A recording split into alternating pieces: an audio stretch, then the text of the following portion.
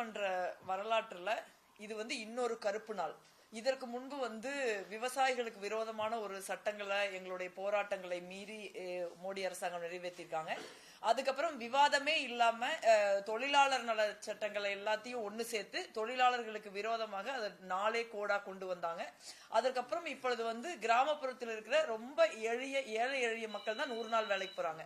அந்த 100 நாள் வேலைக்கு போறவங்களுக்கு அந்த 100 நாள் வேலை கூட இல்லாம பண்ணுகிற ஒரு சட்டத்தை இன்னைக்கு நரேந்திர மோடி அரசாங்கம் எங்களுடைய காங்கிரஸ் திமுக உள்ளிட்ட இந்தியா கூட்டணியினுடைய பலத்த எதிர்ப்புகளுக்கு மத்தியில இன்னைக்கு நாடாளுமன்றத்துல அதை பாஸ் பண்ணிருக்காங்க.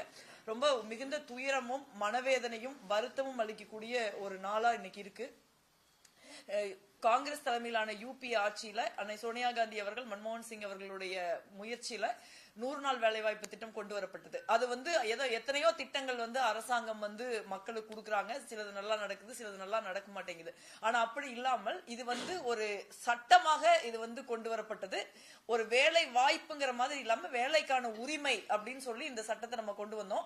இது ஒரு கிட்டத்தட்ட ஒரு 100 நாளைக்கு வேலை கொடுப்பாங்க, 15 நாளைக்கு ஒரு முறை வேலைக்காட்டுல எண்ணி காசு கொடுத்துக்கிட்டு இருந்தாங்க. இது உலகிலேயே மிகச்சிறந்த வறுமை ஒழிப்பு திட்டமாக பார்க்கப்பட்டது.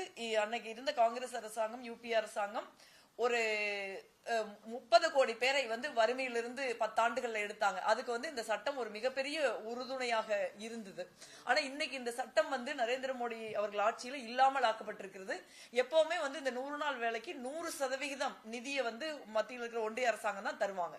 மாநில அரசாங்கம் அந்த நிதிக்கு ஒரு அட்மினிஸ்ட்ரேட்டிவ் செலவுகள் மட்டும் போட்டு அவங்க செயல்படுத்துவாங்க. ஆனா இப்பொழுது முதல் முறையாக 60% நிதி நாங்க தருவோம், 40% நிதியை மாநில அரசாங்கம் கொடுக்கணும் அப்படின்னு சொல்றாங்க. அதுக்கப்புறம் பாத்தீங்கன்னா இந்த வேலைங்கிறது கட்டாயம், அது சட்டமா இருந்தது. இன்னைக்கு அதை பழையபடி இந்த ஜவஹர் ரோஜ்கார் யோஜனா மாதிரி ஒரு திட்டமாக மாத்திட்டாங்க.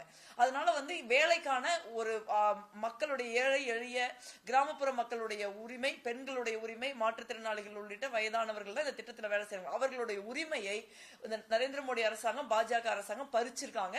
அதுல மகாத்மா காந்தி நம்ம 100 நாள் வேலை வாய்ப்பு திட்டம் சொன்னா கூட அதுக்கு பேரு மகாத்மா காந்தி ஊரக வேலைவாய்ப்பு உறுதியளிப்பு திட்டம். இன்னைக்கு அந்த மகாத்மா காந்தி பேரும் கிடையாது, ஊரக வேலைவாய்ப்புக்கு உறுதியும் கிடையாது. அந்த மாதிரி ஒரு சூழல் உருவாகி இருக்குது.